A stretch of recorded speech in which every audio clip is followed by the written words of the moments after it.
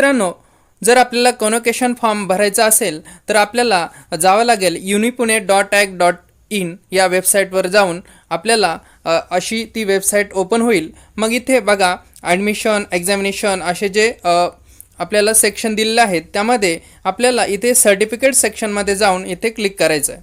मग त्यामध्ये गेल्यानंतर बघा इथे आहे apply online for regular convocation degree certificate, यावर क्लिक करायचं आणि आपल्यासमोर असा इंटरफेस ओपन होईल.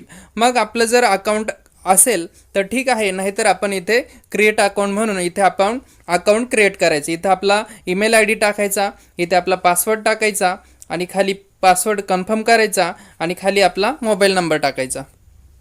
आता मी अकाउंट आधीच क्रिएट केलेला आहे म्हणून मी करत नाही आहे. इथं मोबाईल नंबर टाकायचा, कॅप्चा टाकायचा आणि सबमिट करायचं. यानंतर आपलं अकाउंट ओपन झालेलं असेल.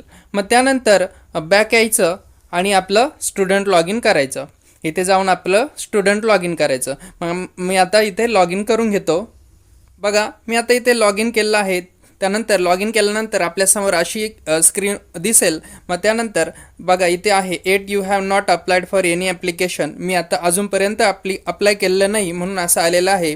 मग अप्लाय करण्यासाठी आपल्याला लेफ्ट साईडला बघा या 3 लाईन आहेत त्यावर क्लिक करायचं आहे आणि खाली आपल्याला दिसेल अप्लाय हेअर. मग इथे आपण अप्लाय हेअरवर टिक करायचं. त्यानंतर बघा आपल्यासमोर आता हा फॉर्म ओपन झालेला असेल. पण फॉर्म भरण्या अगोदर आपल्याला काही टर्म्स आणि कंडिशन दिलेल्या आहेत त्या आपण ॲग्री करायच्या आहेत आणि क्लिक फॉर अप्लाय म्हणायचं आहे. मग क्लिक फॉर अप्लाय म्हटल्यानंतर बघा आपल्यासमोर फॉर्म ओपन झालेला आहे.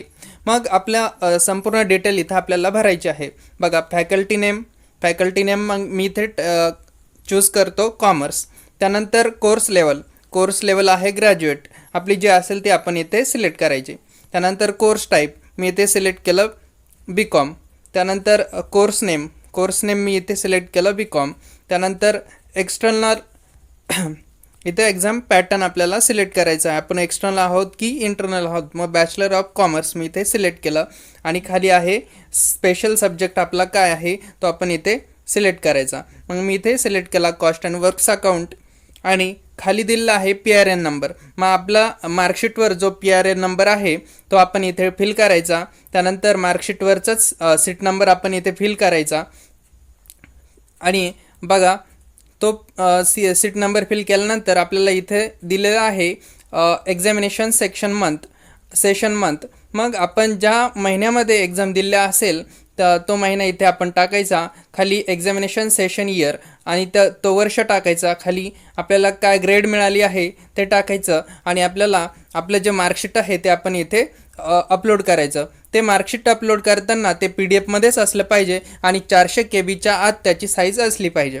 मग त्यानंतर पुढे जाऊन आपल्याला आहे कॉलेज पुनकोड. इथे आपण कॉलेज पुनकोड इथे टाईप करायचा. खाली कॉलेज एक्झाम कोड टाईप करायचा आणि त्यानंतर काही बेसिक डिटेल आपल्याला इथे भरायचे आहेत. मग आपलं संपूर्ण नाव जसं आपल्या मार्कशीटवर आहे तसं आपण इथे फिल करायचं. त्यानंतर खाली आपल्या आईचं नाव जसं मार्कशीटवर आहे तसं फिल करायचं आणि तेच मराठीमध्ये आपण खाली फिल करायचं आहे. आपलं संपूर्ण नाव इथे मार्कशीटवर आहे तसं फिल करायचं आणि आपल्या आईचं नावसुद्धा मराठीमध्ये इथं फिल करायचं. त्याच्यानंतर आपलं जेंडर इथे सिलेक्ट करायचं आणि खाली आपली नॅशनॅलिटी आपण इंडियन आहोत की फॉरेनर आहोत ते आपण इथे सिलेक्ट करायचं. त्यानंतर ॲड्रेस फॉर कम्युनिकेशन. मग इथे आपला ॲड्रेस आपण इथे टाईप करायचा. मग इथे मी पहिला आहे स्टेट मग इथे मी सिलेक्ट केलं महाराष्ट्र. त्यानंतर डिस्ट्रिक्ट सिलेक्ट करायचं, मी इथे सिलेक्ट केलं. त्यानंतर तालुका सिलेक्ट करायचा. त्यानंतर आपलं गाव काय आहे ते आपण इथे टाईप करायचं. आपलं गाव इथे टाईप करायचं. खाली आपला पिनकोड टाईप करायचा आणि आपला संपूर्ण ॲड्रेस. त्यानंतर आपला ईमेल आय डी आणि आपला मोबाईल नंबर इथे ऑटोमॅटिक आलेला असेल कारण आपण लॉग इन करताना किंवा अकाउंट क्रिएट करताना आपण ईमेल आय डी आणि मोबाईल नंबर दिलेला असतो म्हणून तो ऑटोमॅटिक येतो.